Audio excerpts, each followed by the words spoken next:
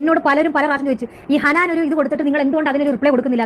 നിങ്ങൾ ഇത്രയും ആൾക്കാരുണ്ട് ഇപ്പൊ ഇതിൽ, ഇത്രയും ആൾക്കാരുണ്ട്. പേരും കാര്യങ്ങളൊന്നും പറയാൻ ഞാൻ താല്പര്യപ്പെടുന്നില്ല. ഋതപ്പൻ ഉണ്ടാകുന്നതിന് 6 മാസം മുന്നേ എനിക്കൊരു കുഞ്ഞുണ്ടായിരുന്നു. ആ കുഞ്ഞിന് ഹാർട്ട് ബീറ്റ് ഇല്ലാതെ സുചേട്ടനും കിച്ചു ഒക്കെ പൊട്ടിക്കരഞ്ഞ നിമിഷമാണ് ആ ഹോസ്പിറ്റലിൽ വെച്ചിട്ട് പൊട്ടിക്കരഞ്ഞു. ആ കുഞ്ഞിന് ഹാർട്ട് ബീറ്റ് ഇല്ലാതെ അതിനെ അബോഷൻ ആക്കി കളഞ്ഞു. രേണുസുതിക്ക് അബോഷൻ ചെയ്തു. അതായത് ആ കുഞ്ഞിനെ അബോഷൻ ചെയ്ത് എനിക്ക് ഇപ്പോഴും സങ്കടമാണ്. എന്നിട്ട് അന്ന് സുചേട്ടൻ സഹപ്രവർത്തകരൊക്കെ വിളിച്ച് ഭയങ്കര പക്ഷേ സുചേട്ടൻ പൊട്ടിക്കരയാണ് അവിടെ നിന്ന്. അതിനുശേഷം 6ാമത്തെ മാസമാണ് ഋതപ്പൻ ഉണ്ടായത്. ഋതപ്പൻ കുഞ്ഞ് ഞാൻ ക്യാരി ആയത്. സോ എന്റെ ലൈഫിൽ അങ്ങനെ ഒരു സ്റ്റോറി ഉണ്ട്, ഹിസ്റ്ററി ഉണ്ട്. എനിക്ക് അങ്ങനെ എന്താ പറയാ, ഈ കണ്ട അവളമാരൊക്കെ പറയുന്നത് കേട്ട് പ്രതികരിക്കാനോ എനിക്ക് അതിന്റെ ആവശ്യമില്ല.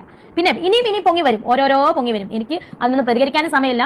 അതുകൊണ്ടാണ് ചോദിച്ചാൽ ഞാനത് ഇത്രയും നാളോട്ട് ഞാൻ എങ്ങും പറഞ്ഞിട്ടില്ല. ഇങ്ങനെ ഒരു സംഭവം എന്റെ വീട്ടുകാർക്കും അറിയാം, സുചേട്ടന്റെ വീട്ടുകാർക്കും അറിയാം, എല്ലാ മിക്കവർക്കും സുചേട്ടന്റെ കുഞ്ഞ്. അതായത് എന്നിട്ട് ഇവള് പുറത്ത് വിട്ടേക്കുന്ന സുചേട്ടൻ മരിച്ചു കഴിഞ്ഞാൽ അടുത്ത മാസം. അപ്പൊ ഞാൻ കാര്യം ചോദിച്ചോട്ടെ, ഇവള് ഈ പറയുന്ന അടുത്ത മാസം ഇവള് അപ്പം അറിഞ്ഞവരൊക്കെ പറഞ്ഞാൽ എന്താ പറയാ, അത് സുചേട്ടന്റെ കുഞ്ഞ്.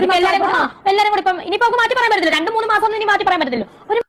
അവസാനം അങ്ങനെ രേണുസുതി പ്രതികരിച്ചിരിക്കുകയാണ്. കുറച്ച് നാളുകൾക്ക് മുമ്പായിരുന്നു ഹനാൻ ഇതേ കണക്കൊരു പരാമർശം നടത്തിയിട്ടുണ്ടായിരുന്നു. ഒരു കുട്ടി അബോർട്ട് ചെയ്തിട്ടുണ്ടായിരുന്നു. അത് വേറൊരു വ്യക്തിയിൽ രേണുസുതിക്ക് ഉണ്ടായതാണ്.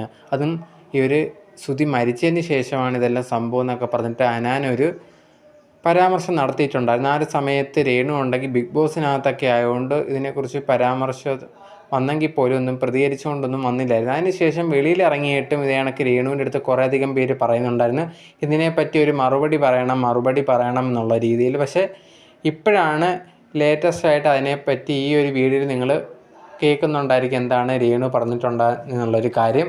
രേണു അതിന് കറക്റ്റായിട്ടുള്ള അതിൻ്റെ മറുപടി പറഞ്ഞേക്കുവാണ്. പിന്നെ എല്ലാവരും പറയുന്നുണ്ടായിരുന്നു എന്തുകൊണ്ട് കേസ് കൊടുക്കുന്നില്ല എങ്കിൽ ഹനാൻ്റെ പേരിൽ നിന്ന് ചോദിച്ച സമയത്ത് രേണു പറയുന്നുണ്ട് ഇനി ഇതിൻ്റെ പിറകെ പോയാൽ എനിക്ക് കിട്ടുന്ന വർക്കൊക്കെ പോവും, അതെല്ലാം കളഞ്ഞിട്ട് ഇങ്ങനെ ഈ ഒരു കേസിൻ്റെ പുറകെ പോയാൽ എനിക്ക് താല്പര്യമൊന്നുമില്ല, പറയേണ്ടവർ പറഞ്ഞോട്ടെ, അത് പ്രശ്നമൊന്നുമില്ല, പക്ഷേ ഇത് എനിക്കൊന്ന് പറയണം എന്ന് തോന്നി എന്നുള്ളൊരു കാര്യം രേണു ഈ ഒരു വീഡിയോയ്ക്കകത്ത് പറയുന്നുണ്ട്. എന്തായാലും ഹനാന് കറക്റ്റായിട്ടുള്ള ഒരു മറുപടിയാണ് കൊടുത്തേക്കുന്നത്. ഇനിയിപ്പം ഇതിനെതിരെ എന്താണോ ഹനാൻ പറഞ്ഞുകൊണ്ട് വരുന്നത് ഇനി വന്നാൽ മാത്രം നമുക്ക് അറിയാൻ പറ്റത്തുള്ളൂ.